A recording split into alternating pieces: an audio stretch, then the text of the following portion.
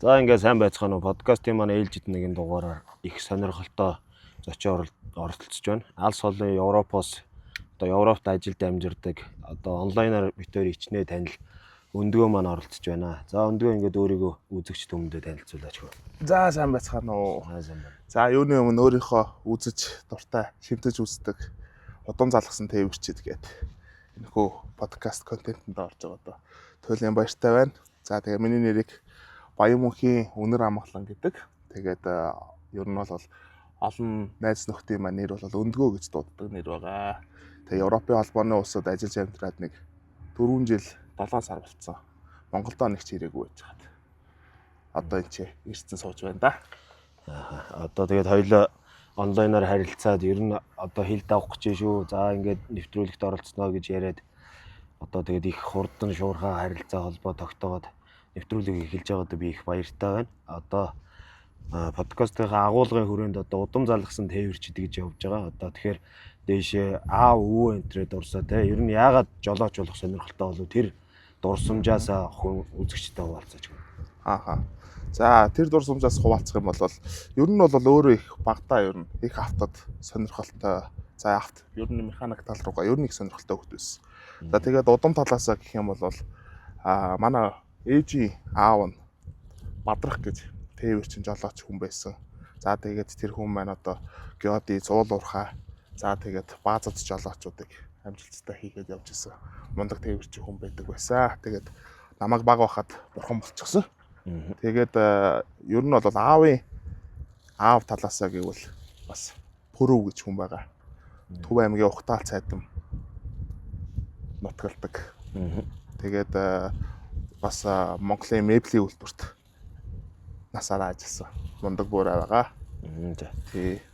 За одоо тэгээд ээжийнхаа аав буюу өвөөгөө дуурайж үлгэрлэж жолооч болж аавыгаа дагаж те одоо явж жолооч болох сонирхолтой болсон. Өвөөгийнхөө аль баазад ажиллаж исэн одоо гаргасан амжилт шагналуудаас дурдвал. За манай өвөө чинь Бадрах гэж хүн Дундговын Эрдэнэ цагаан сумаас гаралтай хүн байдаг. Тэгээд 3 дугаар баазад тээвэрчин хийдэг байсан. Ер нь осолгүй манлай саятан жолооч гэж ярьдаг байсан. Тухайн үедээ тэгээ би ч хүүхэд байсан болохоор нэг сайн мэддэггүй. Ер нь бол ах эгч нар за тэгээд ээж аваасаа л ер нь сонсдог доо. Тэгээд ер нь бол бас аав ээж гэхээсээ илүү аав ээжтэйгээ хамт ер нь хөдөө уул уурхаг айгу дагаж өссөн. Хүнд машин механизм манай аав чи уул уурхаа чиглэлээр ер нь насаараа ажиллажсэн хүн байдаг. Тэгээд ер нь уурхаа дагаж өссөн хүүхэд гэж хэлж болно. Тэгээд хүнд машин механизмтай ойрхон тэгээд уурхаан баазын одоо кемпинг жолооч нартай ах нартайгаа айгу ойрхон байдаг байсан. Тэгээд энэхүү сайхан хүлэгч ер нь шимтэж орсон гэж хэлж болно. Тэгээ ер нь тээвэрчин болох замналаа тухайн үеийн одоо хүүхэд ахуй насныхаа мөрөөдлийг биелүүлж яваа гэж ойлгож болохоор юм тийм болно. Тэгтээ бас яг ч тэгж хэлж болохгүй. Ягаад тэгэхээр би чинь хүмүүнлэгийн ухааны их сургуулийг бизнесийн удирдлага маркетингийн чиглэлээр төгссөн байдгийг. Дээд боловсрол гэвэл тэгээд яг өөрийнхөө дур сонирхол хоббигоороо өөрийнхөө дуртай зүйлээ бас ажил амьдралтайгаа нийцүүлээд ингээд явбал бас хүн амжилт гаргаж болох юм байна. За дуртай зүйлдээ хүн шантаршгүй, няцшгүй ингээ явчих болох юм байна гэд. Өөрийнхөө дуртай зүйлийг юу хөөгөөд хийсэндээ сүүлийн 4 жил 5 жил. Тий. За одоо тэгээд өндгөө маань Европт очиж 4 жил гарan болж одоо ажиллаж амьдарч байна гэж байна. Одоо Европт одоо тээвэр хийхэд ямар байдаг те ер нь Европын яг аль оронд яаж ажиллаж амьдарч байна гэдгээ үзэгчтэй хуваалцвал. За би чинь 21 онд Монголоос гараад за тэгээд ер нь 21 онд би анх махны үйлдвэрээр Европ руу гарч ирсэн. Тэгээд тэндээ надад чинь энэ том машины ангилал Монголд бол ангилал тусгай зөвшөөрөл юм хүмүүс нь байдгүй байсан. Тэгээд яг Европын холбооны улстай үйлдвэртэй ажиллаж явах үедээ яг энэхүү бичиг баримтуудыг бүгднийг босгосон гэж хэлж болно. Тэгээд нийтдээ нэг 2 сар 3 сарын хугацаа орсон. Тэгээд тусгай бичиг баримтууд нь маш их өндөр шат дараалалтай шалгалт шүүлгийг нь бүгднийг нөгөөд тэгээ хүний улсад ажиллаж амьдарч байгаа учраас гэдэг үүднээс дүрм журмыг нь маш сайн өөрийнхөө хэмжээнд бас бэлтэж яагаад ер нь бол бичиг баримтуудаа бүгднийг болгоод тэгээд нэг сүүлийн 3 жил гарan яг тээврээ бол хийгээд Европын одоо Чех улс Праг хотод ажиллаж амьдарч байна да. За. Одоо тэгээд одоо жолооны мэрэгжил дэвшлүүлэх одоо мэрэгсэн жолооч болоход одоо хэр хугацаа зарцуулдаг юм байна. Тэрийг одоо тэр талаар хүрнэ. За миний үед бол юу байсан? Бичиг баримт ерөөсөө сольж дүүцүүлдэггүй байсан. 2021-22 онд. Яг хуу зүгээр жолооны үнэмлэхийг Чех улс за тэгээд Европын холбооны улсад дүүцүүлээд сольдог байсан. Тэгээд сүүлийн жилүүдэд ингээд ирж байгаа монголчуудад байна. Айгүй давуу тал болоод бичиг баримтуудыг дүүцүүлээд за тэгээд туршлагатай мундаг тээвэрчдэг ерөнхийдөө ангиллыг нь ахиулах шаардлагагүй. За тэгээд мэрэгчсэн зүгээр одоо энэ сэтгцийн тест гэж ярьдаг юм да манайхаа. Тэгээд энэ хүү тестүүдийг өгөөд ер нь бол гарахад зөвшөөрлүүд нь ер нь асуудалгүй болчихсон цаг үе ирсэн. Айгүй нээлттэй болцсон шүү. Олон улсын тээврийн ажил бол монгол залуучуудад бол ер нь нээлттэй болцсон. Миний хувьд бол хоног хугацаа, цаг хугацаа алтгаас ирээтэй бас тэгээд яг тэрхүү бичиг баримтуудыг босгохын хувьд тэр тусгай сургалтууд нь сууж хахад бас хөрөнгө мөний хувьд бас их жоохон хэцүү байсан. Тэгээд нийтдээ нэг одоо 18, 19 сая төгрөгөөр яг сурсан гэж хэлж болно. Миний хувьд яг бүр Б-гээс нэгсүүлээд одоо бүх ангиллуудаа сураад бүх зүйлүүдийг ингээ гаргахад. Одоо тухайн үед дүүцүүлдэггүй байжгаад одоо зүүцүүлдэг болсон болохоор одоо Европт жолооч болох гэж очиж байгаа хүмүүст бол хөрөнгө мөнгө, цаг хугацаа хэмнэх хөрц нөхцөл байдал үүссэн байх юм тийм үү? Тий. Ер нь бүх талаараа бас манай монголчууд чинь тээврийн салбарт Европын холбоонд ерөнхийдөө бас гоцгоолоод, цойлоод Монгол тээвэрчид гэдэг нэрийг бас өндөрт өргөөд тэгээд ингээд бас олноороо болоод ирж байна. Тэгээ олноороо болоод ирэхлээр эрэлт нь ихсэж эхлэв. Тэгээ хоёрт гэхэд бас биднэрт туслах одоо мэддэг чаддаг одоо хэлний бэрхшээлүүдтэй тиймэрхүү хүмүүст бол туслах тийм орчуулагч нар бас гараад ирсэн байна. За одоо тэгээд эргээд өөрийнхөө амьдрал руу ороход махны чиглэлээр одоо анх очиод жолооны одоо сургалтанд суугаад анх ажил олоход ер нь хэцүү байв. Ер нь хэцүү байгаагүй шүү. Нөгөө танилынхаа хүрээлээрээ бас тэгээд энэ хүмүүсийг чадчихад би яагаад чаддгүй юм бэ гэдэг үүднээс бас хараад за тэгээд яг энэ олон улсын тээврийн ажлыг ер нь өөрөө яг зорилго нь бол яг тэнцээ очиод бас хий гэсэн зорилготой байсан болохоор ер нь нэг шантаршгүй хойноос нь хөөцөлдөөд ингээд яваад байсан. Тэгээ миний тойрон хүрээлэл бас Европын холбоонд миний найз нөхөд ах дүүс бас тээврийн салбарт бас байсан. Тэгэхээр надад бол хацсангууд давуу талтай тус болсон гэсэн үг. Танил тал байсан болохоор ер нь ажил олоход бол нэг түүртэйгүү. Тэгээд анх одоо жолооч болоод одоо Европын холбооны оронд жолоо бариад явхад одоо мэдээж анх чадахгүй мэдэхгүй юмнууд тохиолдсон тийм үү? Тий. Одоо харьцангуй 3-4 жилийн туршлагатай болчлоо. Ингээ эргээд анх жолоо барьж исэн үе бодоход за би ийм юм дээр алдаж байж тээ, онж байж тээ гэсэн дурсамжуудаас хаваалцвал. Зөндөө дурсамжууд байгаа. Эдгээр чинь бүгдээрээ нарийн цагийн системтэй, тэгээ нарийн захиалгатай ажлууд ерөнхийдөө байдаг. За тэгээд алдаж онсон зүйлүүд бол бичгүй л олон байдаг. Тэгээд яг олон бас сайхан ах нарын за туршлагатай мундаг жолооч нарын буйнд бас алдаагүй, оноогүй үеуд бас зөндөө байгаа. Тэгээд яг алангаас нь дурдж ярихаас хэлж мэдэхгүй л байна. Тэгээд ер нь бол бид нар чинь яг цагийн системтэй айгүй явдаг болохоор энийгээ ер нь голдуу шинэ хүмүүс маань бас сурчвал бас харьцангуй давуу талтай гэжгүй болоод ирдэг. Тэгээд ажлын хамт олонныхоо хүмүүс ер нь туслаад явчихдаг юм дөө. Тэгэхээр бас юу яагаад тахын бас харьцангуй гайг. Одоо Европын холбооны оронд ачаа зөөхөд олон орн дамжиж тээвэр хийж байгаа тийм үү? Тэгж бид нар яг Европын холбоонд одоо Англи руу гарахгүй байна. За яг манай баазын хувьд гэх юм бол Швед руу гарахгүй байна. Бусад ер нь Европын холбооны улсууд руу бүгд нь гарч байна. Тэгээ бусад баазуудад ажилладаг манай монголчууд нь ер нь харьцангуй яг олуулаа болчлоо шүү дээ бид нар чинь. Нэг үеэ бодвол ер нь айгүй олуулаа болчлоо. Тэгээ яг энэ хүмүүсээс ингээд сурсаад тахад бол ер нь Европын холбоог тэр чигт нь л тойрч байна доо. Нэрээ очсон газар ус одоо тэр мужууд тухайн яг дүүргүүд одоо хотууд нь жижиг тосготууд нь гэл ер нь очиж үзээгүй ер нь газрууд бол ер нь харьцангуй цөөхөн болчлоо. Тэгэхээр бас гоё шүү. Одоо Чехт амьдардаг гэж юм. Тэгээд ачаа аваад ер нь хамгийн уртдаа хэд хоног явах вэ? Хамгийн уртдаа би Испани, Португал руу явж исэн. Португал руу явхад бол нэг ирж очихтойгоо нэг 12 хоногийн хугацааг зарцуулна. Тэгээ бид нар чинь нэг цагийн системтэй явдаг гэж би сая түрүү хэлсэн шүү дээ. Тэгээд яг энэ системийнхаа дагуу явахлаа сайн явлаа гэхэд бол зам одоо трафик төвжрэл байхгүй байлаа гэхэд нэг 700-аас 800 км явах жишээ нь өдөрч 9-өөс 10 цаг машин барьдаг. Тэгээ яг энэ систем нь бол биднийг цаг бүртгэл за тэгээд туулж байгаа зам, цаг хэтрүүлэлт за тэгээд энэ дүрм журам одоо амрах цаг магуудыг бүгднийг бүртгээд явж идэг болохоор ер нь яг ийм энгийн мэрэгсэн хүний хувьд бол дүрм зурчих ямар ч боломж байхгүй. Дараа нь эргээгээд бид нэр цаг дата таарлаа гэхэд бас эдрийг бүгд ингээд датаг нь хуулаад магадгүй миний мэдж байгаагаар 3-аас 6 сар за нэг жилээр ингээд датаг нь хуулаад надад бас тодорхой хэмжээний бас шийтгэлийг нь өгөх боломжтой гэсэн үг. Тэгэхээр бид нэр бол яг энэ мэрэгсэн жолооч. Одоо Европын холбооны улсад бол биднийг мэрэгжлийн жолооч гэж явдаг. Одоо яг хүнд машин механизмын олон улсын тээвэрчин гэж явдаг. Тэгэхээр яг энэ мэрэгжлийн хүний хувьд бол энэ яг цаг бүртгэл за тэгээд энэ ажлын ачааллыг зохицуулах нь яг бидний үүрэг болоод явчихж байгаа байхгүй. Тэгэхээр энийг эхнээс нь сураад явчиход бол бас их дайггүй нэг хүндрэл гараад байхгүй. За ингээд манай подкастын ерөнхий ивент тэтгэгч Meta Oil компанийнхаа үндсэн агуулга дээр ирсэн байна. Hafford брендийн булчинтай маслуудыг оруулж ирдгээр одоо 3-4 жил болоод Монголд танигдсан байгаа. Энэ Meta Oil компани одоо албан ёсны дилер гэсэн нэг баталгаажуулсан сертификат энд байна. Мөн түүнчлэн жижиг тэрэгний тосыг энэ жилээс оруулж ирдэг болсон байгаа. Zero Mileage компани одоо механик Zero Mileage гээд олон төрлийн тос болон одоо эрдөвтөр, хороп бүх төрлийн тоснууд оруулж ирдэг болсон байгаа. Тэгээд бас мөн түүнчлэн энэ одоо сүүлийн үеийн цахилгаан машинуудад зөвхөн хятад гэлтгүү бүх цахилгаан машинуудад ашигладаг моторын тоснууд байна. Тэгээд холбогдох хаяг утсыг доор тавьчин та бүхэн холбогдорой. Бас зөвхөн энэ Zero Mileage Hafford брендийн тослогооны материалуудаас гадна одоо шүүр, шүүлтүүр, тосоол, дагалдах бүх хэрэгслүүд байгаа шүү. Холбогдорой.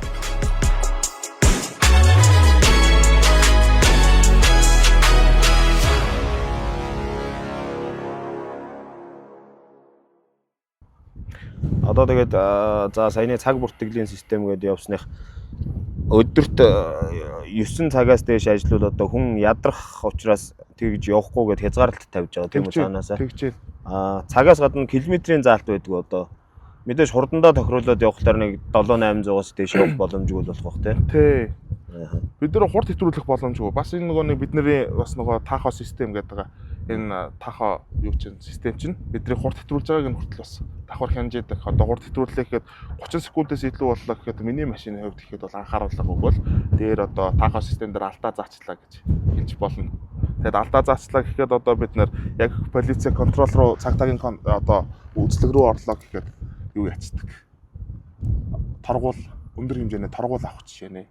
Тэгээд хэд хэдэн удаагийн давтамж байвал бүр өндөр даабалдах жишээ нэ болоод ирдэг. За.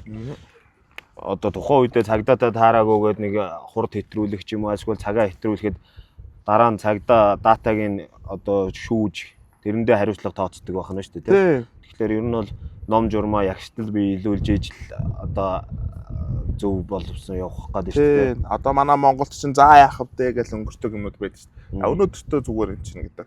Тийм хариулт бол ерөөсөө байхгүй. Хэрвээ би хурд хэтрүүлж байгаа барьцвал одоо тухайн намайг контролдож байгаа бас цагдаагаас шалтгаална л да. Намайг байн хурд хэтрүүлж гин үгүй юу гэдгийг бас давхар тэд чинь шүүж болно. Миний датаг юу яаж л бол яаж хууч болно гэсэн үг тэд нар. Тэгэхээр намайг юу яаж явдгийг тэр хүмүүс юу нь бол ингээд контролдоо л харчихна гэсэн үг. Сүүлийн үед бүр илүү төхөөрөмж нь илүү нэгтаршаад биднийг алсын зайнаас датагаар хуулдаг болчихсон байна. Мэдээллүүдийг нь бүгднийг хуулдаг болцсон байна. Ер нь онлайн клауд болж байгаа юм шиг. Одоо цагдаагийн машин хажууд ингээд зэрэгцээл дагаа явуул миний датаг ер нь хуулаад шаардлагатай бол тэгэл follow me гэх дагаа явчихсан. За тэгээд одоо их олон орноор явхад тээвэр хийхэд ер нь аль орон ер нь их гоё санагдчихэ. Миний хувьд Нидерланд, Данмарк гэсэн улсууд айгүй их таалагддаг. Ягаад тэгэхээр хүндээ айгүй ээлтэй. Тэгээд айгүй гоё зөв улс шиг санагддаг. Тэ. Тэгээд нөгөө далайн гарцтай. За тэгээд ер нь газар тариалан ер нь илүү голчлоо. Бас хөдөө аж ахуйгаа айгүй хөгжүүлчихсэн. Айгүй гоё санагддаг. Тэгээд нөгөө тухтай ээлтэй орчинтай болохоор миний хувьд бол тэр хотууд, тэр улсууд нь айгүй таалагдаад байдаг. Тэгээ Европын холбоо гэвэл ер нь бол яг бүх юм ингээд стандарттай тэгээд хүндээ ээлтэй байгаад идэг болохоор бас Европын холбоо ер нь тэр чигтээ надад таалагддаг. Тэгээд яг хөө жоохон нөгөө нэг ядуу буурай орнууд бас байгаа л да тэр дунд ч. За. Тэгээд тэд нар бол яг хөтэй тэгээд бас дагсгээл ингээд явж байгаа усууд биш. Бид нар чинь тэд нар лөө ч гэсэн бас тээвэр хийн. Ер нь бүх л усууд руу явна шүү. За мэдээж дүрм журмыг ягшталт биелүүлдэг орнуудад одоо жин тоноороо л ачигдах бах. Гэхдээ хамгийн их одоо санаанаас гардгүй ачаага яриач. Одоо яагаад вэ? Хамгийн их ачигдсан гэхээр би нэг захиалга авчаад хятадуудын ажлыг ачижээ. Одоо манай Праг хотод байдаг Саба гэх зах байт. Тэгээд саяхан дөө тэр чинь яг энэ хавар надад болсон. Тэгээ ягаад надад ерөөсөө яг даат хэтрүүлж исэн анхны тохиолдол тэр. Тэгээ бид чинь дээдл нь ерөнхийдөө нэг 24 тонн ачдаг байхгүй. Тэгээд тэр ачаа миний бодлоор нэг 32 тонн байсан. Тэгээ би Унгар улс руу тээвэр хийхээр болоод Унгарын Будапештэд хийхээр болоод Праг хотоос тэгээ гараа явсан. Тухайн үедээ би чинь яг машинаа яг солилцсон. Цоо шин машин авсан байсан. Тэгээ машинтайгаа ч бас харьцангуй тасаагүй. Миний эхний ажлын захиалга гэж хийж болно. Тэгээд яг Volvo гэх машин авсан байж байгаа. Яг ихний захиалгын ажлаа авчаад ерөөсөө миний машин явдггүй. Сүр өөдөгөө ерөөсөө хайх гэл хэлээ унжуулаад явдггүй энэ машин одоо ингэдэг л юм багтаа гэл өөстөө явж өглөө тэгэл. Тэгээ яваал Словак, Унгар гэл орлоо. Унгарын яг нэг юм том юм транспорт пост байд юм. Жин тон хэмждэг бүүтэй пост. Тэр постон дээр гараад бүх машинууд ороод ингээл контролтуулаад гараа явлаа. Би ч дагаад орлоо. Тэгсэн чинь наа журам машаараа чийшээ яваал гэж. Дагаал очсон. Тэгсэн чинь нөгөөх рүү дээр чи буцаад ицсэн чинь жин тон хэтрүүлсэн байна. За чи манаа ингээд уусаад Унгар одоо энэ Унгар уусаад одоо дээдл нь одоо 24 тонны хязгаартай. За 20-с дээш тонтой бол Будапешт дотор ачаа буулгах чагаа бол чи зөвшөөрөл авч орно гэж. За би зөвшөөрлийг авъя. Тэгээд би одоо ингээд буруу юм хийсэн байна. Би энийг жин тоныг хэмжих боломжгүй байлаа гэд хэллээ. Тэгсэн торгуулнаа л гэж байна. 700 евро гэнэ. Тэгээд 700 евроор торгуулад тэгээд торгуулчаад би бичиг баримтаа авахгүйсэн. Бичиг баримтыг манай өгдөгөө. Яагаад гэдгсэн чинь нөхдүүд чинь чи ачаагаа ингээд хуваа бааз руугаа хэл өөр машин дууд. Тэгээд манайх чамаагийн шиг нэвтрүүлэхгүй манайх 22 тонн, 24 тонн. Чи одоо ингээд таац хэдэн тонноор хэтрүүлсэн бэ? 32 тонн болцсон байна. Зөрүү чинь хэд болцсон. Энийг буулгах гэдэг. Тэгээд туслахаар машин дуудаад их хөвгтөө тэр чинь ер нь хөвгтөө юмс. Тэжээч журам машинд нь би 4 хонсноо бүр. Тэгэл хойноосоо машин дуудаж хүлээлгээ. Тэгээ нөгөө захиалагч өгж байгаа хятадууд гэх юм уу одоо тэр нэг бизнес эрхэлж байгаа хүмүүс ер нь нэг үе нэг ингэж нэг азар рандомор юу яд юм бэ? Юу гэдэг вэ? Сонжд юм байна. Тэгээд зүгээр тэр контролд орохгүйгээр явчвал тэр чинь одоо 8 тонн 9 тонн ачаа ингээд үнгүй явуулчаад байна шүү дээ. 2 удаа 2 машинд ингээд хэтрүүлээд явуулчих юм бол 3 машин явах ачааг 2 болгочихж байгаа байхгүй. Тэгээд яг энэ тал дээр бол бас яг машинаасаа яг бид нэр контролдож болдог ч гэсэн бас яг наривчилж гаргаж ирдгүү болохоор энэ дээр бас алдчихжсэн тал байдаг. Жин тон гэвэл би нэг 32 тонныг ачижсэн. Гэхдээ ерөнхийдөө стандартаараа л манайхаа ер нь айгуу дайжгүй нэг хэтрүүлээд авах гараагүй ачиж. Энд ер нь 3 жил 6 сарын хугацаанд бол яг анхны одоо жин тон хэтрүүлсэн тохиолдол яг энэ л байна. За. Тэгээд одоо манай монгол жолоочид нилээдгүй их байна гэдээ ярьж байна тий. За манай монгол жолоочид одоо Монгол гэлтгүй ер нь орон орны жолоочид байна. Тий олон улсын тээвэрчид ер нь олон хүмүүс биш уус болгонд ч хүмүүс байна. Уус болгонд нь бид нар шиг ингээд юм ажлын гэрээгээр ингээд мэрэгжлийн жолоочийн ажлаа хийгээд явж байгаа юм мундаг тээвэрчид байгаа. Тэгээд Казахстан одоо энэ жижиг дунд буурай улсуудын хүмүүс нь одоо Европын холбооны одоо өндөр хөгжилтэй орнуудад ирж тээвэр хийх жишээ нь яг бид нар шиг л бас байгаад байгаа хүмүүс байгаа. Олон орны хүмүүс байгаа шүү тэр дунд. Тий.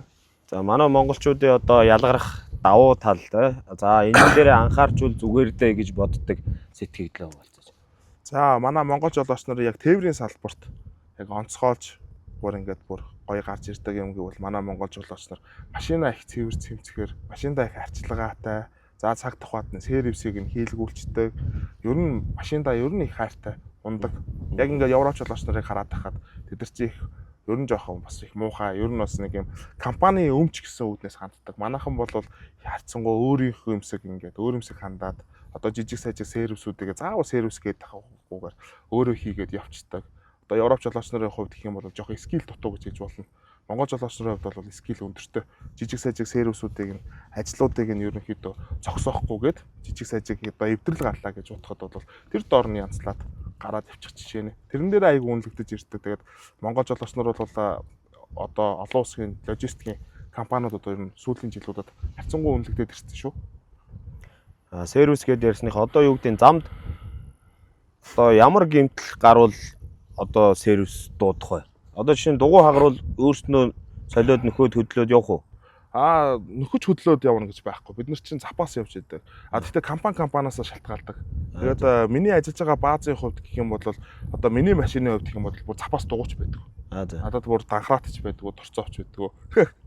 Тийм. Тэгэхээр ягаад вэ гэхээр би чинь нөгөө нэг сая ярьсан шүү дээ. Би нэг шинэ машин ингээд авсан.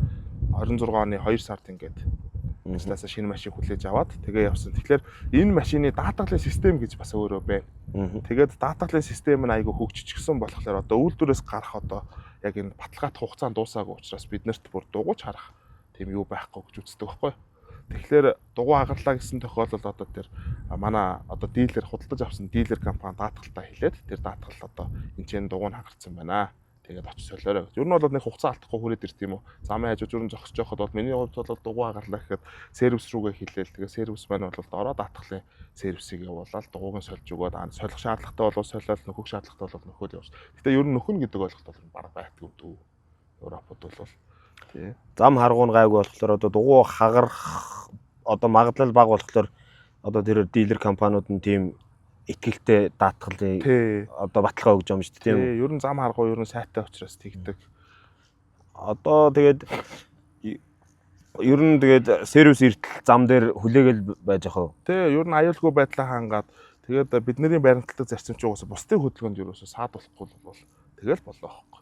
Тэгээ бусдын хөдөлгөөнд саадуулахгүй бусдын аюулгүй байдлыг нь хангаад анхааруулах тэмдэглэгээ сайхан аварын гурвалжингуудаа сайхан зайтайхан шиг байдлуулад тэгээд аюулгүй байдлаа хангаа зогссон байгаа тохиолдолд сервисээрээ солиод явчихна. Яг хаяа баг зэрэг хүлээж тэдийн заримдаа бол ачаа хөнгөн бол ойрхон паркинг зогсоол байвал замаа чөлөөлөд ороод зогсчих жишээ ч юм уу. Тэгэл ер нь харж байгаад ачаа хэр хөнгөн хүндээсээ шатгаалж байгаа цаашаага одоо хагахад утга өргөжлүүлэх үгүйгээ шийдээд явцдаг л та бидний хувьд бол.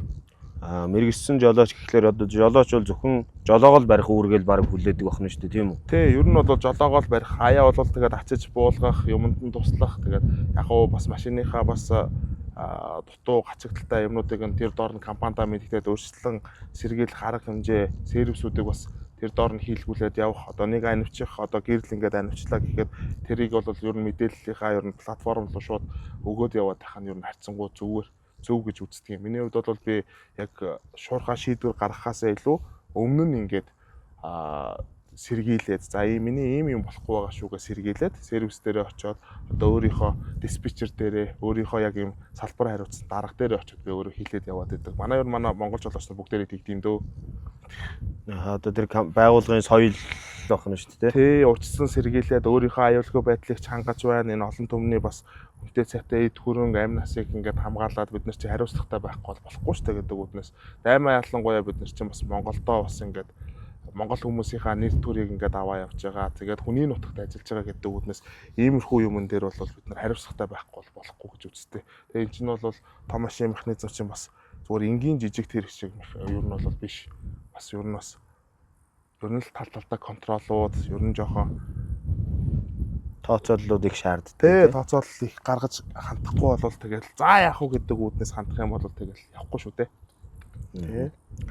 Одоо юу гэдэг Европын орнуудын зам харьцангуй чанартай бүгд гайгүй бах. Одоо муу замтай гэх юм уу арай явхад тухгүй байдаг улс орн гэж байна уу? Бага. За ер нь өндөр хөгжилтэй орнуудын зам харгуу бол харьцангуй дайжгүй. За тэгээд доошогоо ишээ урагшаага уруудаад бид нар бол Словак, Слован одоо энэ Румын, Болгар гэдэг улсуудаар бас тээвэр хийдэг. Тэр улсуудын бол бас зам харгуу бол ер нь бол бас таарав шүү. Агент явж байгаа л нөх ороод ирэх жишээ нэг юм те. Тэгэл модон дунд тавих гал. Тэгэл ер нь бол зам харьцангуй муу учраас бас бид нар нэг хайхтар хурд мурд хийгээл яваад идэггүй. Тэгээд тиймэрхүү муу газрууд руу муу газар ч гэжтэй жоохон хөгжил буура орнууд руу тээвэр хийхдээ бас анхааралтай явахгүй бол болохгүй гэж үздэг юм да. Одоо ингээд дотооддоо тээвэр хийхдээ ашигладаг аппуудаас одоо монголчуудаа санал болгох аппликейшн байна уу? Манай монголчууд иймэрхүү аппликейшн хийвэл зүгээр дээ. Ашиггүй бол ингэвэл одоо ийм юм ашиглал зүгээр дээ гэж одоо юу гэдэг тэмдэглэгээ одоо тийм замын эвдрэлийг энэ километр дээр эвдрэл байгаа гэж айлерт өгдөг аппууд байгаа. яг team амар наривчсан мэдээлэл өгдөг апууд бол байхгүй. Миний хувьд бол би team апууд бол хэрэглэдэггүй. Тэгээд том машин navigation одоо бид нар чи TomToms гээл EasySafe гээл өөрсдийнхөө хэрэглээ сурцсан navigation-уудыг хэрэглээд байдгийг. Тэгээд тэрийгэ давхар бид нар чи нөгөө нэг замын яг шууд нөгөө нэг одоо байгаа нөхцөл байдлыг харахын тулд Google Map бас давхар хажууд нь хэрэгжилж явдаг. Ер нь л том хотууд руу мэдхгүй газрууд руугаа очих юм бол ер нь давхар навигашнуудыг хэрэглүүлж явахгүй бол бас өндрийн хязгаар, за өргөний хязгаар, уртын хязгаар руу бас орчвол эдгээр чинь мэдхгүй газар бид чинь Европын холбоо чинь бас шигүү барилга байгууламж ихтэй, гацах магадлалууд айгүй өндөртэй. Тэгэл тэмдэглэгээ харахгүй явж байгаад ингээд бас зөндөө асуудлууд үүсгэсэн жолооч нар бол байж л байдаг. Тэгээ миний хувьд гэх юм бол яг тийм наривчсэн тийм айхтар аппликейшнуудыг бол нэг хэрэглээгүй. Тэгээ том машиныхаа навигашныг хаяа хэрэглээд ер нь ихэнх замуудаа бол тэгэл Google Map-аараа датагаар одоо ингээд одоо байгаа нөхцөл байдлыг нь одоо замын төвчлөлийг нь хараад ингээд яваад идэг. Одоо гацах гэснээс мухар гудам руу ороод маневр хийх боломжгүй юм руу орж исэн тохиолдол гарцсан уу? Бага. За одоо тэр чи би чинь шинэ байсан юм аа. Тэгээд Emit гэдэг компанид ажиллаж исэн тухайн үедээ. Би чи яг энэ ажилдаа ороод 2 удаа ажиллаа сольж исэн. Тэгээд эхнийхээ ажиллаж исэн газар мундаг тээвэрч ах нартай, тэгээд мундаг орчуулагч ихчтэй. Тэгээд яг айгуу гоё зүг боловсон одоо. Яг жолоочтой хандсан ийм удирдлагуудтай ажиллаж исэн. За тэгээд тэр компанид ажиллаж байх хугацаанд би чинь 3 сар болцсон байлоо да. Манай баазын хажууханд нэг Борно гэдэг том хот байдаг байхгүй юу? Чех. Тэгээд тэр хотын хажууд манайхан яриад л идэвсэн. Манай ах нар яриад л идэвсэн. За өөнөө өндгөө одоо чийшээ андуурж орвол нэг өдөр нөгөөч тийшээ андуурж тавих гэж байгаа. Гүүрлүү тулаад. Баларс 3-2-той гүүрлүү тулаад сандраад. Өстө бүр сандраад. Тэгээд цагтаадууд ч мэдэхгүй. Тухайн үед чи хүн чи паникт орчт юм лээ. 2 урсгал хаагаад ингээ зогсчихсон. Тэгээд яг тэрэндээ ингээ паникт орчоод юу яагаад машинаасаа буугаад зогсч соолоочод хараа зогссон. Цагтаа ирэх нүгэлээ цагтаа ирдэх бай. Тэгээд тийшээ доошоо уулзуурлаа гүүгээд. Тэгээд доошоо уулзуурлаа гүүгээд цагтаараа гүүжчихвэл англиар хэлж байгаа юм л ч. Би энэ чи машина ингээ гацаачлаа. Надад туслаач ял гэсэн чил нөгөө хаана байлж тийшээ тэр гүүрэн доор л гэсэн. Тэгсэн чил за явъя л гэж. Би гүүсэн жил хойроос хөөй л гэж. Яасаа суугаа яваа. Тэгээ очиод цагтаа нар бүх игнэгнүүдийг нь хаалгаж ягаад одоо 4 замын уулзуур дээр нь бүр том машиныг нь бүтэн эргүүлээд намайг гаргаж ийсэн.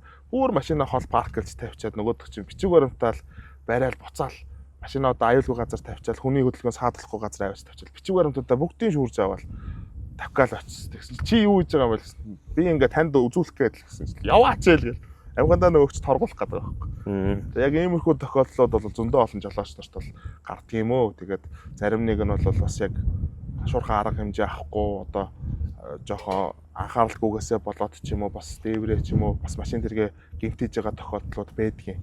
Тэгээд яг жолооч нартай шинэ жолооч нартай хандаж хэлэхэд бол тэмдэглэгээ сайн хараарай л гэж хэлье да. Тэ миний хувьд бол тийм юм болж исэн кейсүүд бол хэд хэд байгаа. За манай өндгөө бас ингээд юу яагаад одоо явж байхдаа тээвэр хийж байхдаа рил хийгээд хүмүүст одоо ер нь болж байгаа процессоо богинохон тайлбарлаад явдаг. Тэгэхээр одоо үзэгчд их хандаж Европ тээврийг асууж сургалж байна уу? Тий, миний хувьд чинь би чинь яг 3 сарын 25-наас хойш нэг бүдүү ах гэдэг контент эхлүүлээд тэгээд тэрийг ингээд цаашаа өргөжлүүлээд тэгээ 3 сарын 25-нд ч миний төрсөн өдөр байсан. Тэгээд төрсөн өдрөөр яг энэ контентээ эхлүүлчихсэн.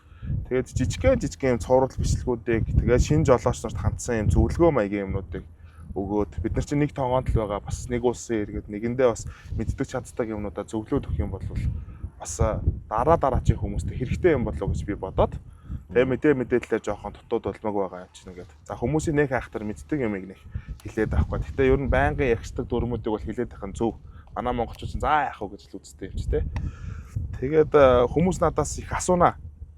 Яг хувь чатаарч орж ирнэ, одоо комментэрч их орж ирнэ. Тэгээд за найзаа одоо ингээд Европын холбооны усад тээврийн ажил хийх гэсэн юм аа. Би ийм ажил хийдгээ гэдэг. Яг тээвэр сонирхдаг хүмүүс зориулж би энэ хүү жижиг цуврал бичлэгүүдийг хийдэг болохоор ер нь тээвэрчд айгүй үздэг. Тэгээд тухайн хүмүүст нь бол яг зав зайгаар ажлынхаа зав зайгаар за үнэхээр завтай байвал би шууд яриад зөвлөгөөг нөгөөд за бүр болохгүй бол ингээд холбогдох хүн байхгүй бол найз нэгэнд байгаа шүү гэдэг үднээс бас хандчихдаг гэх юм уу. Тэ? Ер нь бас хүмүүст хэрэгтэй үед нь бас мэдээллүүдээр нь хангаад явцдаг гэж хэлж болно. Одоо юу гэдэг Монголоос сонирхоод одоо Европт очих гээд жолоо барихаар одоо тээвэр олон улсын тээвэр хийхээр сонирхож байгаа хүмүүс бол чамтай холбогдоход бол нээлттэй байх нь шүү дээ, тийм үү? Тий, би өөрийнхөө зүгээс бас Мэдгэж чадах зүйлээрээ туслаад өгнө. За тэгээ танилын хүрээлээрээ одоо яг энэ хүү чиглэлээр одоо ингээд ажиллаж байгаа хүмүүстэй ч юм уу холбоод өгөх боломжууд бол байгаа. Одоо тээвэр хийгээд явхад одоо сайхан тал юу байна? Одоо тэр талаар Одоо сайхан тал гэх юм бол ёстой л жинхэнэ нөгөө өөр өөртөө боосно. Дарга нь одоо үнэхээр цаг одоо юм нарийн ширийн цагтай ажил авчихгүй болвол ер нь л бидэрт чинь цагт баригддаг ч гэсэн бид нар унтах, сэрэх, за хооллох цаг, яах их цаг бол бидэнд юу нэг тийм нарийн бол байхгүй. Тэгээд ер нь амрах үедээ амарчин, за явах үедээ явчин. Ер нь өөрийнхөө тааваар ингээд бас Монголд ч гэсэн яг тээврийн ажил яаж явдаг бэлээ. Яг тэр сайхан нь бол тэр тэгээд олон тээвэрчин, олон яг юм зүрх сэтгэл нэгтэй, хобби нэгтэй, ах дүүстэй ингээд яг тэр зам дээр ингээд явж ийн гэдэг бол үнэхээр бас багтам сайхан шүү. одоо тэр за өдрийн мэдээж явах цагныхын лимит дуусаад ирэхлээр нэг газар паркинг амарч таарна, тийм үү? Тий. Тэгэхээр ер нь Монгол жолоочтойгоо таарах давтамж гэх юм уу хэр олон байна? Одоо сүүлийн үед олон болж байна. Сүүлийн үед бүр харцсангуй олон болоод ирсэн. Тэгээд танихгүй жолооч нар ч их гараад ирсэн. Өөр компаниас одоо миний мэдхгүй компаниас ч монголчууд гинт гараад ирэх жишээ.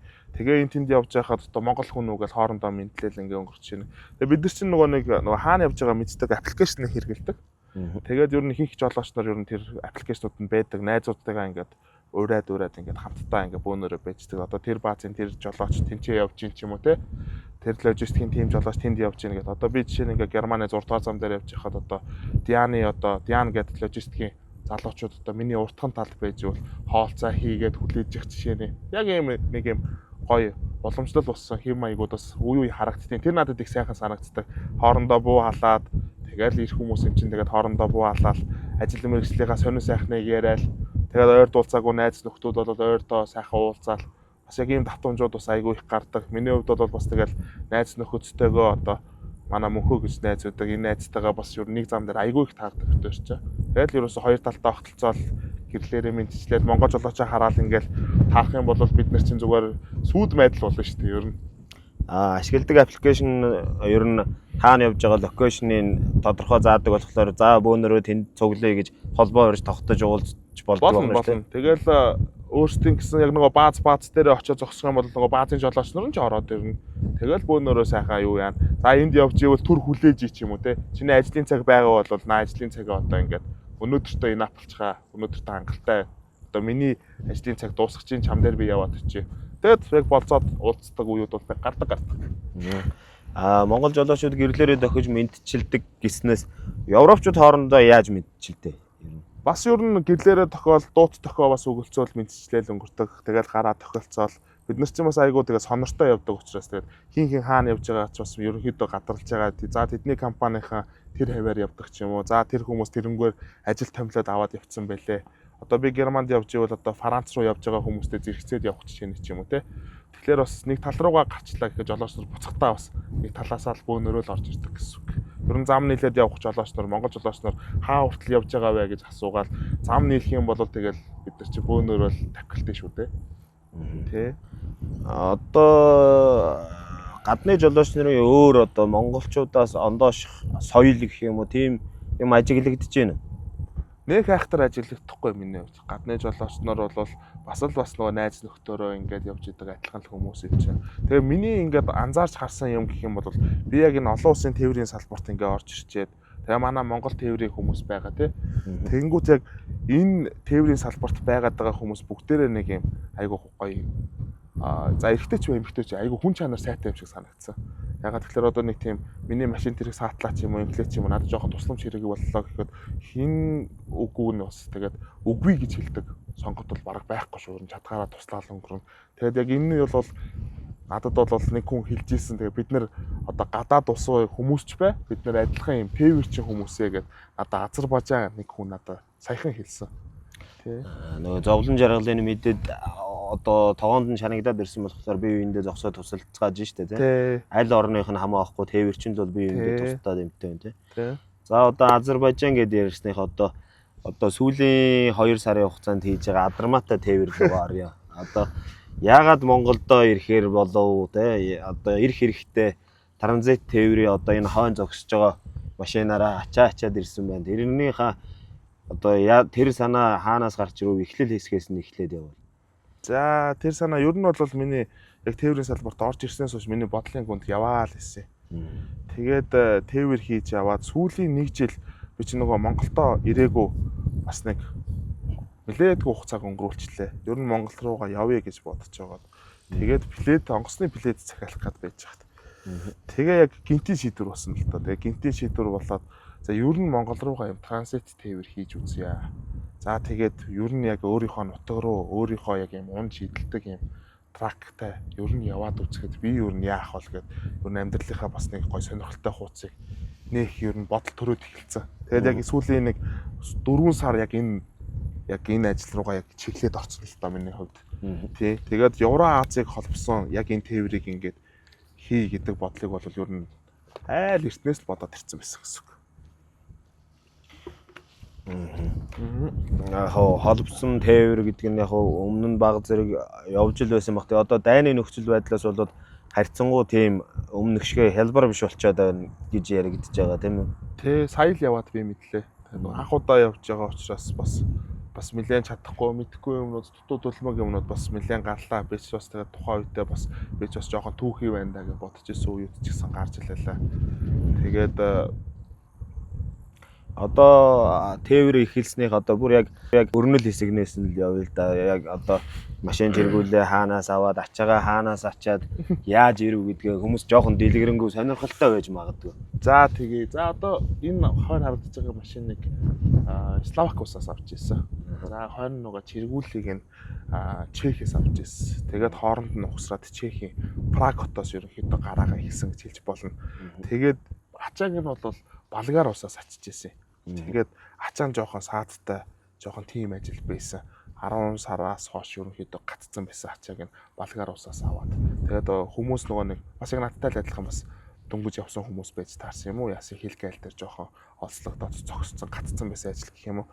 Намайг очиход ерөнхийдөө гацалцтай байсан ажлыг нь яг захиалга аваад ер нь оруулсан гэж хэлж болно. Миний хувьд бол бас анхандаа болохоор ихэндээ дөнгөж хийж байгаа болохоор бас мэдэхгүй юмуд амар их байсан байхгүй юу. Тэгээ тэр утгаараа энэ алдааг бас энийг тэгтээ алдаа гэж хэлэхгүй л дээ. Одоо нөө хийгээд дууссан учраас надад айгүй сонирхолтой мессежүүдийг өгчихсөн. Тэгээд яг туршлага болсон. Тийм туршлага болсон. Тэгээд энийг яг ачаад яг гараад ирж исэн да. Болгар улсаас. Одоо би чинь яг энэ тээврийг хийхийн тулд нийтдээ 10 улсыг дамжаад 10 улсыг одоо газраарч бай, усан бомбдорч бай, далайн ирэх дээр ингээд далай дээгүүр ингээд яваад 12,000 км-ийг сар 17 хоногийн хугацаанд хийж дуусгасан байна. Тэгээ өчигдөр одоо ингээд өчигдөр орж ирээд одоо ачаага Монголдо амжилттай хүрэх ёстой цагт нь хүргэж ирлээ тийм ээ. Тэгээд одоо 7 сарын 10-нд Прагаас хөдлөөд Болгараас ачаага ачаад за хамгийн ихний улс орон ямар улсыг дамжин өнгөрөхөд одоо ямар бичиг баримт шаардлагддсан байна. За хамгийн ихний улс чинь би чинь Чехиасаа гараад Словак гэж яваад Словак, Унгар, Румын, Болгар, за Болгар дээрээс ачаага ачлаа. За тэгээд эннээсээ одоо ингээд машин эхлэх цэгээс ихсүүлээд бид нар чинь одоо Лазбол гэдэг одоо юм тусгай одоо юм транзит тээврийн зөвшөөрөл авд юм. За тэгээд энэ хүү зөвшөөрлөг ингээд 9 улсыг авцсан байсан. Тэгээд аваад яг тэр Лазболуудаа бүгднийг хил нэвтрэхтэй үзүүлээд энэ чинь транзит тээвэр учраас бүгднийг бүртгэлжүүлээд явд юм. Гарнет тэр нээлгээд ингээд явд юм. За тэрийг нь хүмүүсээс ингээд судлаад ингээд бүгднийг аваад тэгээ зам бүрэндээ одоо ингээд хил гайлууд дээр шалган дээр нь одоо бүгднийг ингээд өгөө явдаг. Тэгээ уг нь Европод бид нар чи тээвэр их дээрээс хил гайл шалган дээр нэг зогсдгүй байхгүй. Ягаад гэвэл бид нар чи мэрэгжлийн хүмүүс ингээд бидний тагоо систем хэмжээд мэдээд явж идэг учраас тэгээд яг энэ транзит тээврийн хувьд бол ондоо юм байна. Тэгээд яг бүртгэлжүүлээд ингэж яваад Болгар дээрээс ачаага ачаад тэгээд Турк дээрээс л ер нь адал явдлууд ер нь эхэлсэнтэй. Болгар дээрээс бас эхэлсэн гэж хэлж болно. Тэгээ мэдхгүй чадахгүй хэлний бэрхшээлүүд бас ер нь ингээл зүүн Европ ингээд доошлоод эхлэх тусмаа л ер нь жоохон уушаа сисээр ингээд гаралтай байсан улсууд ер нь Орос, школтой байгаад идэг. Тэгээд англи хэлтэй хүмүүс, ер нь герман хэлтэй хүмүүс ер нь бүр цөөрөд ирсэн шүү. Тэгээд орос хэлээр болоод тэгэхээр би чинь бас орос хэл жоохон таарав. Тэгээд энэс эхлээд адал явдлууд эхэлж байгаа юм чи. За одоо тэгээд адал явдлууд эхлээд адал явдлуудаас одоо сургамжтай адал явдлуудаас үзэгчдэд сонирхол уу л да. Сургамжтай адал явдлууд гэх юм бол ер нь транзит тээврээр юу юм бэ? Европоос ер нь яг одоо энийг үзэж байгаа хүмүүс яг бол Европоос одоо хэрвээ машин ингээд аваад гаргаж байгаа хүн байх юм бол Европоос яг транзит машинтай транзит тээврийг хийх гэж байгаа болвол Европоос ачаа авч гараа дэмий юм бэ. Бас хоног хугацаа цаг нарны хувьд ч тэр магадгүй энэ хил гайлын шалгалт шүүлэг одоо энэ яг дайн 20 цэрийн үед бол бүр дэмий асуудал болж таарсан. Ягаад гэвэл би чинь Европоос нэг ачаа гарахгүй байхад нь тэгээд энэ транзит тээвэр нэг явахгүй байхад нь би ганцаараа цойлоод гараад ирсэн байхгүй. Тэгээд тэрнээсээ үүдээд би чинь нөгөө хоног хугацаа цаг хугацааг яг хил гайл шалганууд дээр айгүй их алдаал тэгээд эхлээд байсан. Тэгээд транзит тээврийг бол ер нь одоохондоо бол хийгээд дэмий юм байна л гэж миний зүгээс харсан да. Дэмий юм байна гэдэг нь яагаад дэмий гэж тодруулах. Хоног хугацаа цаг хугацаа алдчихээн. Нэгдүгээрт, хоёрдугаарт гэхэд бас энэ чинь дөрмийнхаа дагуу бас би мэдхгүйгээс болоод авцсан гэсэн шүү дээ. Тэгээд дөрмийнхаа дагуу бас яг ийм транзит машин дээр бас ачаад явна гэдэг бол болохгүй асуудал юм. Тэгээд тэр асуудлууд дээр бол би чи хил гайлууд дээр гацаад байгаа шалтгаан тэр болчихж байгаа байхгүй. Тэгээд хил дээр ингээ гацаад тэгээд бас хөрхөө бас ингээ ийм гайлын байцаагч мундаг хүмүүс надаа брокер хүмүүс зөндөө олон найз нөхөдтэй бас яг энэ тээврийг хийхэд бол би гадаад дотоод гэлтгүй ер нь зөндөө олон найз нөхөдтэй болсон. Тэгээд яг энэ тээврийн салбарт явж байгаа ч тэр надад тусалж байгаа хүмүүс ч тэр орон танихгүй мэдхгүй хүмүүс надад сайхан туслаад энэ тээвэр ер нь олон хүний одоо юм тус дэмжлэгчтэйгээр ер нь бол хийж гүйцэтгэж дууссан гэж хэлж болно. Тий. Одоо тус дэм гэж ярихад одоо за хамгийн их тус хүргэсэн хүмүүсээ дурдвал одоо ямар адал явдал тохиолдог те мэдээж 10 орноор дамжихад за тэр Болгараас ачаа аваад хөдөлснөөсөө хойш ярихад одоо машин тэрэг саатгүй хил гайл дээр одоо юунаас болж хэр удаан гацв те тэр талаараа тодорхой дэлгэрэнгүй ярьж болох уу. За тэгээ. За энэ хил гайл гацдаг нь болохоор одоо тэр ачаа бараа жоохон гацаацсан байсан хүмүүс гэж яриадсан шүү дээ. Тэгээ тэр хүмүүс одоо Пошоос ачааг нь аваад одоо Оросоор яваад лаптоп литүүгээд Оросоор явах хэрэгтэй байсан. Би гэхдээ тэрийг яагаад Болгар руу гацсныг юусоо ойлгохгүй. Тэгээ Пошоос гараад ингээ явцсан ажил Болгар дээр очиод машин нь ингээд чиргүүлэн ингээд зогсчихсон. Машин нь нэвдэрсэн юм уу яасан мэдэхгүй. Тэгээ би нарийн шинийг бол би мэдээгүй. Тэгээд тэрнээс л үүдэлтэй бас. Тэгээд яг тэрнээс үүдэлтэйгээр ингээд Болгараасаа ихсүүлээл тэгэл ч жинхэнэ балаа юм болж байгаа юм чи. Тэгэл Турк руугаа гарангууд яага Пошоос гарсан ажил ингээ явж байгаа юм бэ гэдээ урдуураа ингээд би яваад тэгэхээр өөрийнхөө замаар л явж байгаа шүү дээ. Тэнгүүт ингээд намайг хардах сэтгэл ингээд хардах юм сэрдэх юмнууд ингээд гараад ирж байгаа юм. Тэгээ хил гайлууд дээр чи намайг ингээд шалгаал эхэлж байгаа юм. Тэгээд хоног хугацаа цаг хугацаагаа алдаал эхэлж байгаа юм. За зуршилтэй жоох юм гараад ирэх юм бол торгуул мөнгнөөс ихсүүлээл өндөр мөнгөнд өнүүд гарч ирээл. Тэгэл би чинь өстой цус харавчих гэдэг чи тэгээд мэддэг чаддаг хүмүүстэй холбогдоод одоо би яах вэ гэл одоо тэгээд яг энэ тээврийг хийхэд бол одоо зам карго гэж үүдэг даваа нэм ах одоо мэддэг чаддаг юмараа бас надад айгу зөвлөгөө өгч тусалж явж исэн тий. Тэгээд одоо машин тэрэг саатлаа гэхэд одоо манай Дорногов аймгийн Ихэт сумын одоо Жак гэдэг манай аавын хуурай дүү гэж хүн байдаг. Одоо Астана хотод миний машин эвдэрсэн.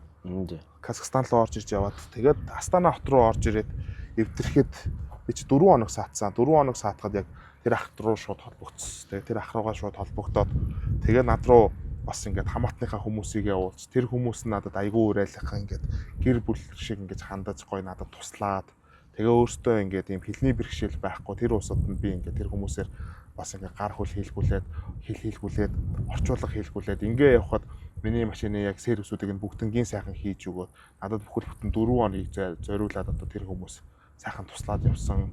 За одоо Азербайджан гэж ярьсан те. Азербайджан гэдэг хотод бол улсад бол би одоо тэр Баку гэж хотод бас 4 хоног 5 хоног гацсан хил дээр нь. Тэгэхэд 5 хоног гацж байгаа тэр Азербайджан залуучууд одоо намайг яагаад гацаад байгааг нь ерөнхийдөө ойлгож ирсэн л дээ. Тэгээ би чинь нөгөө хоол хийж сууж байгаад санаандгүй зүгээр хоолноос аамсгийг хэлц тэр залуучуудтай танилцаад оройн ярьж суугаад тэгээд тэр залуучууд бас надад туслаад явсан. Тэгээд гүрж улс Азербайджан улсад бас бидний мэдхгүй дүрм байна. Тэр дүрм юу вэ гэхлээр юу яаж ийн? Одоо чи гүрж улсын иргэн биш, би гүрж улсын иргэн биш те. Тэгээ энэ машин одоо гүрж Азербайджан улсын машин биш. Тэнгүүт би транзит машинтай явж байгаа тээвэр хийгээ явж байгаа. Хоосон машин бол зүгээр дангаараа гараа явчих юм байна. Тэнгүүд транзит тээвэр хийж байгаа машин чи манай улсын иргэн биш гэсэн утгаараа чи тээвэр хийх хэрэггүй гэд намайг гайл яшаа шууд оруулаад за чи одоо ингээд өөр машин руу шилжүүлж ячдаг юм уу? Одоо чиргүүл толгоогоо ингээд солиод ингээд сөөжөж ячдаг юм уу гэд шийдвэрийг надад өгч байгаа байхгүй юу? Тэгээд яг тэр яг шийдвэрийнх нь хүрээнд нь би чиргүүл толгойг нь солих гээд толгой надад олдохгүй. Одоо энэ машиныхаа толгойг нь ингээд солиод өөр машинаар чирүүлээд гүрж улсын одоо иргэнээр ингээд чирүүлээд явах нь шүү дээ. Тэгээд яг би одоо Казахстан уган Самуур гэдэг одоо энэ Азербайджаны одоо энэ Самуур гэдэг Оростой хэлдэг хэл рүү хөргүүлээ гэдэг тийм нэг юм хүндрэлд орсон. Тэгээ тэр хүндрэлд орчоод надад одоо хэл мэдэхгүй ингээ байж хахад одоо тэр Азербайджан 5 залуучууд надад тусалсан. Ягаад тэгэхээр нэг нь толгой чиргүүлээ салгаад те. За өнөө одоо ингээд бид нэр ингээд адилхан тээвэрчин хүмүүсээ хүний нутагт ингээд гацчаад чи ийм том ундаг том аялал хийж чинь. Тэгээ энэ том аялалд чинь одоо бид нар ч гэсэн ингээд чам тусланаа гэдэг үүднээс нэг нь толгоогоо салгаад яг тэр 5 залуугийн нэг нь ингээд толгоогоо салгаад миний чиргүүлээг ухсаад Самуур хот руу бид 5 одоо бид 6 гэдэг зэрэгцээд гараа явчихна. Тэгээ Азербайджан чинь жоохон бас нэг дорой буура оронч гэх юм уу цагтаагийн контролч ихтэй бас ер нь л торгочил гэдэг улс юм билээ. Тэгэхэд бол манай машин одоо бид тэр хүмүүсээс ингээд гүрж дугаараас өөр дугаартай машин, Азербайджан дугаараас өөр дугаартай машинтай явж байна те. Тэгээ транзит дугаартай машинтай явж байна. Тэгэнгүүт цагтаа намайг олцлол ганцаар ингээд сул цогсоо. Тэгэнгүүт 5 машин зэрэгцээ цогсоол. Миний найзад ямар асуудал гарваа? Бид нэр ингээд хамт явж байна те. Тэгэл яг өстой тухайн улсынхын хилээр нь хөтөлсөөрөө авч гардгийн даваан дээр манай Орос гэдэг улс чинь тэгээ бас сайхан шийдвэр гаргаад тэгээд яг энэ дайн дайжинтай холбоотойгоор тэр Оросынхоо одоо Азербайджантай хэлдэг Самуур гэдэг хилээ транзит тээвэр одоо энэ нөгөө нэг дромороо одоо 9 жорын юмнууд ийм транзит машинаараас орчоод байгаа юм байна. Тэнгүүд транзит тээврийг бүр огт оруулах болчихсон. Тэгээ бас нэг хүндрэл гарсан. Тинчээ бас 5 хоног гацсан. Тэгээ 5 хоног гацаад 7 хоногийн өмнө хилийн хаацсан байсан гэсэн би тэр тэнцэнэ одоо тэр 4-5 хүмүүсийн одоо цаг заавыг үрээд ахын чаашийн тэр хүмүүс нь ингээд яваад өглөө тэгээд нэг толгой одоо нэг машинтай ихмээ тэгээд нэг хүнтэй үлдчихлээ. Тэгсэн нөгөөгч нь одоо хэлж байна өнөө чи ингээд юу яа далайн бомб баг. Тэгээд далайн бомбтоор ингээд яв. Тэгээд чи цаашаа Казахстан руу орчин. Тэгээд Казахстанаа дээшээ Орос руу огсож явчих. Болох юм уу гэж болно гэж. Тэгэл бүтээр чин зэрэгцэл тэр бомб руу Курик гэх бомб руу очсон.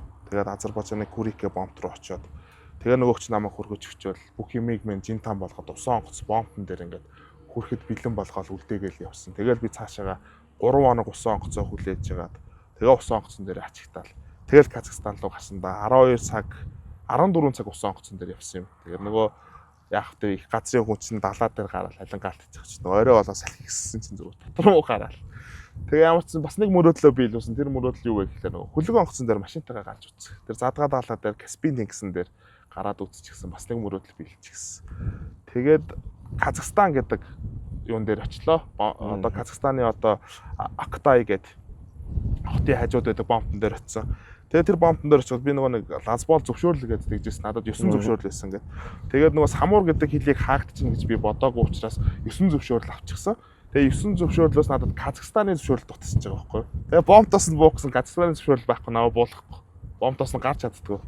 Тэгээд энэ бүр айгүй адал явдалтай тээвэр болсон. Урдаасаа Казахстанд, урдаасаа одоо Монголоос одоо нэг зөвшөөрөл байгаа.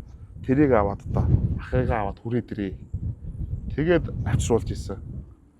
Тэгээд холбогдох хаяг утсыг доор тавьчин та бүхэн холбогдорой. Бас зөвхөн энэ Zero Mileage Harvard брендийн тослогооны материалуудаас гадна одоо шүүр, шүүлтүүр, тосоол, дагалдах бүх хэрэгслүүд байгаа шүү. Холбогдорой.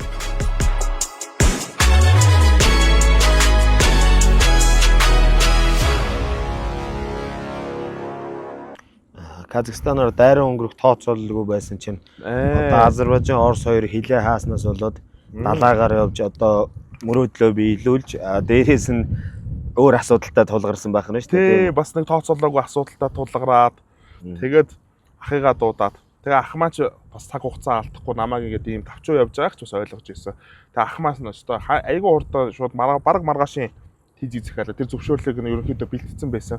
Тэгээ би ч угаасаа ийм зөвшөөрөл хэрэг болох юм байна. Казахстан руу явж явах үедээ онгоцон цуугаасаа өмнө хэлчихсэн. Тэгээ тэр тусгай зөвшөөрлийг нь аваад Тэгэл шууд онгоцон суугаал хүрээд ирсэн те. Тэгэл Казахстан бомбд орно. Одоо тэр Актай гээд хотоос нь буугаад битэр чинь хоёулаа болчихж байгаа. Тэгээ миний хувьд гэх юм бол энэ ийм тээвэр хийж байгаа хүний хувьд хоёулаа болно гэдэг чинь амар том хань байхгүй. Тэгээд ах ирээд бас айгүй гоё нөмөр нөлгтэй хамтдаа тээврээ хийгээд битэр чинь нэг 2 хоног тасралтгүй цөлөөр яваад. 9 цөлөөр.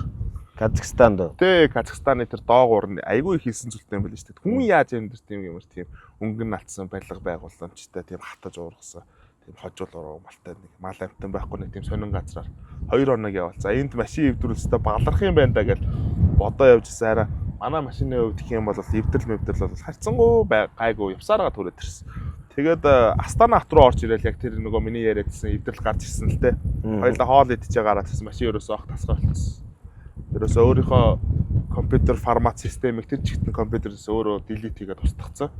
Тэгээ шинээр одоо өөрийнхөө Imafluencer гэдэг зүйлийг таниулаад, чипийг нь таниулаад ингэх шаардлага гарсан. Тэгээ манай машины хувьд гэх юм бол оныхоо хот яг Астана хотод яг манай онд таарахаар тийм формат бол байхгүйсэн. Тэгээ яг тэр нөгөө 4 хоногийн хугацаанд тэр Казак одоо миний одоо найзууд ах дүүс маань гэх юм уу. Тэр хүмүүс маань надад туссны хүрээнд яг туршлагатай мундаг хүнийг нь олж ирээд машиныг мань хасаагаад цааш хөдлөх гарааг мань гаргаж өгсөн дөө.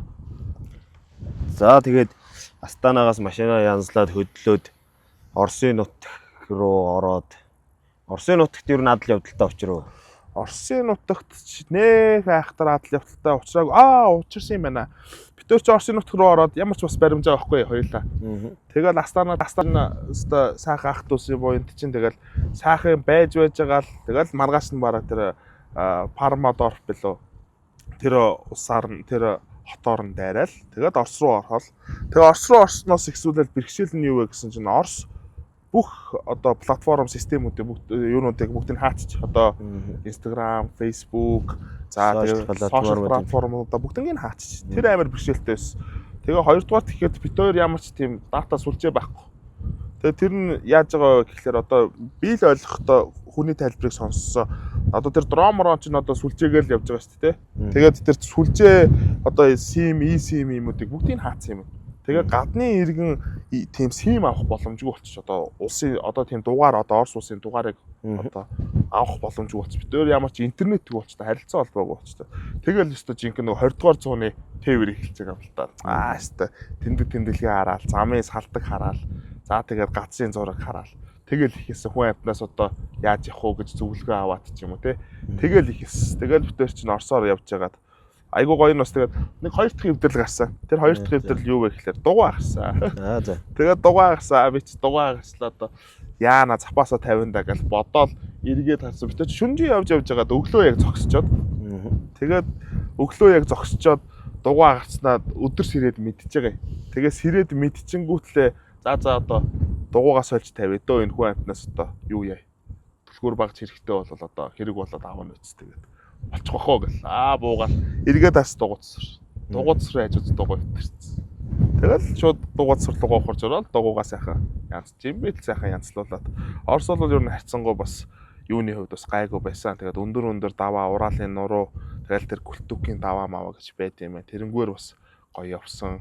Тэгээ олон ч тийм газрууд, олон сайхан одоо юм газруудаар бас би чи өөрийнхөө юм трактайгаа бас давхар аялаад бас travel хийгээд ингээ явна гэдэг бас миний мөрөөдлүүдийн бас нэг хэсэг багхгүй. Өөртөө дурсамж үтээгээд явж ирсэн. Тий, өөртөө гоё дурсамж үтээгээд эргээд харахад бас айгүй гоё нүрийг бас хийцэн байна гэд бодхоор зүйлийг хийсэн. Тий. За одоо тэгээд Оросын нутгаар яваад ер нь гайл шалган дээр ачаа бараан дээр шалгалт шүүлэг орж ирв. Ачаа бараан дээр шалгалт шүүлгүүд бол ер нь бас гайгүй байсан. Тэгээд нөгөө сүүлийн тэмээний ачаа хүнд хичээр ахтайгаа хамт байж исэн. Орос дээр бол бид тээр бүтэн ачаануудаа бүгдийн задлуулаад тоо ширхэг бүрээр одоо эн чинь 650 ширхэг 645 ширхэг хайрцаг бараа юм байна. Тэгээд одоо эс аутлет одоо энэ нөгөө нэг аутлетийн дэлгүүрийн хувцас атсан байхгүй. Тэгээд тэр бүрчлэн бүгднгийн нөгөөдөл чинь ингээ нэгтгэж бодно гинэ. Оросын гайл. Яг Оросын гардаг гайл нь бүр. Тэгээ угаасаа хардах сэтгэл нь угаасаа ингэж жоохгүй бичиг баримт нь Пошоос гараад дэвэн дэлхий тойроод энэ чинь одоо 9 гэж тооцоож ирсэн ус нь 10 ус болоод тэгээ хил гайл дээр нь ингээ хүрээд ирсэн чинь нөгөөдөл чи бид хоёр чи хардаад эхэлж байгаа.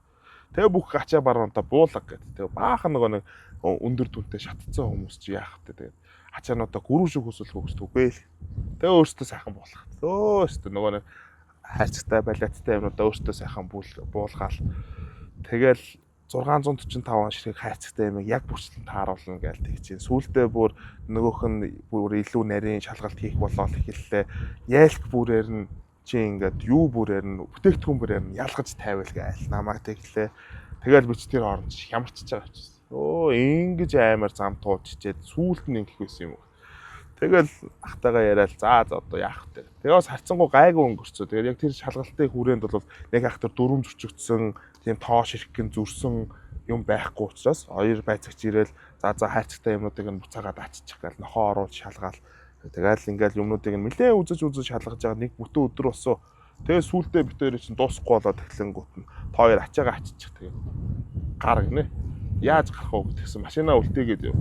Тэгээ бид нар чи бүр сүүлдээ бүр машин ч хөөг. Буцаад орсон хэлээр алхаад. Тэгээ годомжинд.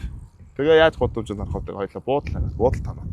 Тэгээ маргааш өглөө нь гац ирээд машинаа өргөжлүүлээд юмнуудыг сайхан жин там болгоод бичиг баримтуудаа жин там болгоод ачаануудаа ачаад цэгцэлчихсэн. Тэгэл гараад ирсэн дээ. Тэгэл их нутг руугаа хамгийн сүүлийн хилийг тэгэж адлын явталтай туулаад орж ирсэн. За тэгээ 4 жил гарan Европт амьдарч байгаад их нутгийнхаа хилээр орж ирэх мэдрэмж ямар вэ?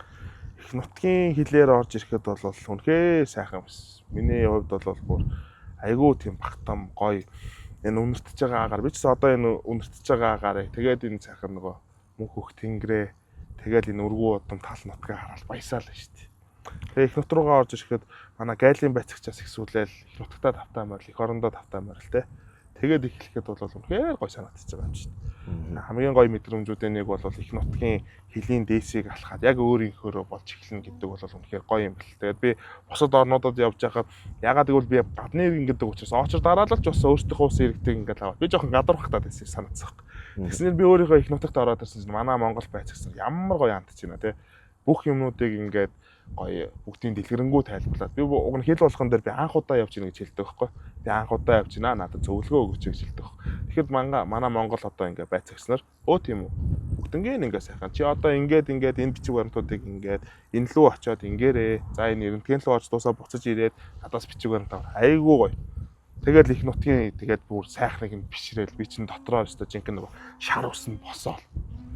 Тэгэл өнгөрөөл байгаа юм чинь. Яг тээвэрчүүнийхээ хувьд би яг энэ тээврийг ингээд их нут руугаа ороод ирэхэд би яг өөрөөсөө ингээд нуруу дээр бүх ачаа ингээд авагдчихж байгаа. Тэгээд хил гайл болгон дээр ингээд шалгалтаас ихсүүлээ саатаад байсан хүн чинь би одоо сүүлдээ ингээд юу яаж байгаа юм чинь гүржийн хил гараад Азербайджаны хил ороод за одоо Казахстан нь яадаг юм болоо гэл. Тэгэл ингээд бүр ингээд хил болгон дээр юм айцтай болцсон. Тэр айцсууд нь ингээд яахчгүй тэгэл өөрийгөө буцаагаад ороогоод байгаа юм шиг санагдав. За сүүлдээ ингээд бие сул тавьчихсан. Тэгээ Монголын хэл гайл бол үнэхээр супер. Тэгээд бүх юмнуудыг маань сайхан бүгднийг тайлбарлаад ямар ч юм цаг хоног хугацаа алдсан юм бол байхгүйгээр гараад ирсэн шүү дээ. Их нутгийн сайхан гэдэг юм бол дөнгөж ороод байцаагч нь одоо манай ерөөсөө би ингээд таараагүй одоо 11 жил болцсон байсан. 10 жилийнхаа охинтой таарах жишээ нэг юм уу те. Яг тэр хэлийн дэс дээр ажиллаж амьдарч байгаа тийм байцаагчтай 10 жилийнхаа нөхөрлөж явсан найзтайгаа таарах. Бас айгүй гоё мэдрэмжүүдийн нэг байсан. За ингээд одоо өндгөөтэйгээ онлайнаар ер нь харилцаж байгаад одоо хойд хэлээр Алтан булгийн бомтоор орж ирээд бид хоёр ярилцаж байгаад одоо тэгээд дархнаас би кабинет нь сууж ирээд замдаа ер нь үүхээс нь сонсоод надад бол маш их сонирхолтой байсан. Тэгэхээр одоо үзэгчид маань ч гэсэн сонирхолтой байх подкаст болж байгаа байх гэж найдаж байна. Тэгээд одоо өмнөх дугааруудад орсон жолооч ах нар маань аав маань хэлдэг гэсэн ер нь таньдаг ах нар маань хэлж байхад одоо тээвэрчүүний хамгийн жаргалтай юм гэвэл одоо хүний ачаа барааг бүрэн бүтэн аваад ирэх нь те хүргээд өгөх нь л одоо тэр нь одоо өөрт сэтгэлд уйг байд юм а дутаахгүй тоо ширхэг бүрээр нь те одоо би бол чамаар маш их бахархаж байна одоо тэр хүний 10 сар гарan гатсан ачааг те аваад ирээд одоо тоо ширхэг бүрээр нь авчираад одоо тэр менежер хүмүүний баярлж байгаа сэтгэл ямар байгаа бол тийм ээ тэр компани тэгэхээр одоо ингээд их орондоо ирсэнд нь баяр хүргэе. За баярлалаа. Подкастт маань оролцож байгаад бас их баяртай байна. Тэгээд баярлалаа. Тэгэхээр намайг энэ подкастта уурж оролцуулсанд бас миний хувьд ч маш их баяртай байна. Тэгээд дараачих нь подкастууд нь өшөө зөндөө амжилтыг хүсэж байна. Тий. За баярлалаа. Тэгээд одоо бид хоёр ер нь цаашдаа яаж хамтарч ажиллах талаар ер нь боломж бололцоо юу байна, аль болох тээвэрчтэйг ингээд өргөн хүмүүст мэдээлэл түгээх талаар хамтарч ажиллахаар ер нь нэлээд юмнууд яригдж байгаа. Тэгэхээр цаашдаа үзэгчдэд бас удахгүй шин мэдээнүүд дурддагдах баха. Тийм. Тэгээд одоо ингээд нэвтрүүлгийн ивент итгэгч одоо Meta Oil компанийнхаа Hafford брендийн тос, Zero Mileage компани механик брендийн тоснуудыг одоо ингээд үзэгч түмэн маань мэддэг болсон бах. Өндгөөгөө ч гэсэн одоо манай одоо Монголоос буцах хүртлээр манай одоо тухайн борлуулалтын агуулга дээр очиод жижиг тэрэгнийхээ тосыг солиулаад одоо манай дэлгүүртээ танилцаад үзээд аваарай гэж бэлэг болгон одоо урилга өгж ийна гэх юм. Яасан гоё. За баярлалаа. За ингээд нэг мэдээллийн чанартай юм дуулгахад одоо Европын холбооны орн руу гарын зүй тээврийн жолооч мэргэжлэр ажиллахаар сонирхож байгаа хүмүүс байвал манай өндгөөтэй холбогдоход одоо бүх талаар нээлттэй хариулт өгөхөд бэлэн байгаа. Мөн бас одоо анх удаа Европын холбооны орноос одоо машин чиргүүл оруулж ирэх гэж байгаа хүн байвал зөвлөгөө өгөхөд бид бүхэн нээлттэй байгаа шүү. Тэ бид бүх өөрсдийнхөө чадах мэдэх бүх юмараа зөвлөгөө өгөө тусас дэмжиж хамтарч ажиллаж болноо.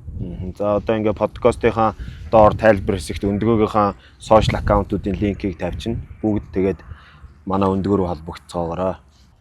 За одоо ингээд энэ тээврийг хийж эхлэхэд мэдээж анх 7 сарын 10-нд гарахад хоног хугацаа бол дотроо бол тооцоолж л байсан баг тийм үү? Тий тооцоолж байсан. Тэгээд мэдээж тооцоолоогүй саад бэрхшээлүүд гэх юм уу анх удаа тулгарч байгаа асуудлууд гарахад хоног хугацаа сунсан уу анхны тооцоолж байсан хоногоос ер нь хэр зөрүүтэй явж ирсэн бэ? Анхны тооцоолж байсан хоногоос бол ер нь л эхний хил гайлууд дээр гацхаас ихсүүлээд ер нь зөрүү нь гараад ирсэн.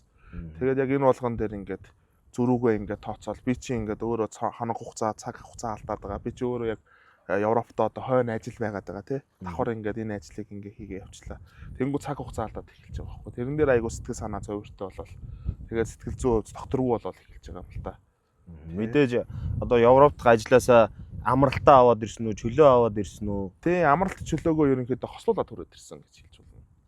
Одоо ээлжийн амралтан дээр нэмээд чөлөө аваад тий 1 сарын одоо бид нар чинь 1 сарын цалинтай чөлөөтэй байдаг жилд бол тэгээ 1 сарын цалинтай чөлөөг аваад 1 сарын одоо цалингүй чөлөө хослуулаад 2 сарын хугацаатай ингээд түрээд ирсэн. Тэгээд хамаг цаг чөлөө маань одоо ингээд зуны амралт маань машины кабинт маань өнгөрөөд байдаг. Миний хувьд сэтгэл зүй бол тэгээд докторгүй болоод ирсэн. 10 орон дамжиж ирэхэд шантрах маягтай болол. Анх бол ер нь хэр хугацаанд ер нь багцаанд очих байх гэж тооцож байсан бэ? Хүмүүсээс ер нь дам-дамаараа сонсохдоо бол нэг 14-өөс 20 хоногтой. За уртаа гэхэд бол нэг 25 хоногтой багтцдаг гэж ярьж ирсэн. За тэгээ нэг 25 хоногийн тээвэр хийгээд ирнэ гэж бодоод иржсэн чинь бараг худалчунд сар хагас 2 сар л дөхөө яваад ирэхлээр бараг ихэнх амралтаа замд өнгөрөөсөн болж таарч байна. Тий, замдаа өнгөрүүлээд. Одоо тэгэхэд гарахтаа мэдээж ар гэрийнхэндээ дуулгасан байсан уу, дуулгаагүй байсан уу? Ар гэрийнхэнтэйгээ ер нь ойр ойрхон холбоо барьж ив. Ер нь бол их нэртэйгээ холбоо байнга барьж исэн. Тэгээд их нэртэй хилээл ер нь гараад ирсэн гэж хэлж болно. Өөр хүнд нэ хилээгүй. Одоо Монголд байгаа ээж аавдаа санаагийн хилээч гэн.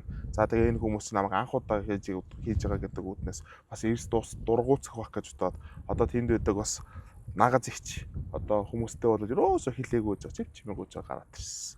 Тэгээ тэр хүмүүстэй яг замынхаа дундаасаа гээд одоо жоохон хил гайл дээр хоног хугацаа саадах үедээ бол хилээд ирсэн л дээ.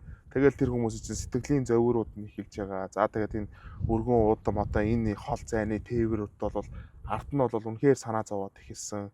Тэгээ сүулт нь одоо ингээл одоо манай аав ээж дээр одоо миний эргэн тойрны одоо гэр бүл ихч ах дүүс найз нөхөд ажлын хамт олон ах нар маань найзууд маань тэгээд энэ хүүхдээрээ надад ингээд холбогдоод яаж нээж ийн тэр бүх хүмүүсийн сэтгэлийн зовоорыг ингээд би докторгүй байдалд оруулаад айгүй хэцүү байсан л та.